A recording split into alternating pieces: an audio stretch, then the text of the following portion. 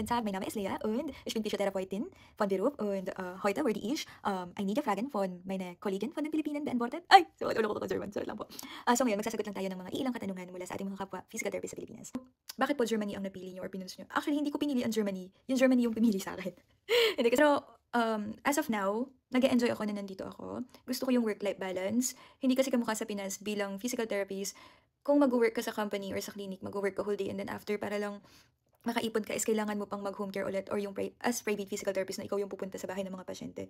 And then, I find it very, very, nakakapagod, nakaka-drain, para lang makaipon ka, parang wala kang pahinga. And then dito, mag-work lang ako ng Monday to Friday, Saturday, Sunday is walang pasok. Monday to Thursday, papasok ng 8 a.m. to 4:30 p.m. And then every Friday, 8 a.m. to 3 p.m. So, I find it very, relaxing yung pagpasok. Yung workload, hindi naman din ganun, kalaki yung difference sa work sa Pilipinas. Pero okay siya. Yung mga tao, okay din. Yung Pinoy community dito is okay talaga, kaya hindi kami nahirapan. And then, okay po ba ang salary dyan? Actually,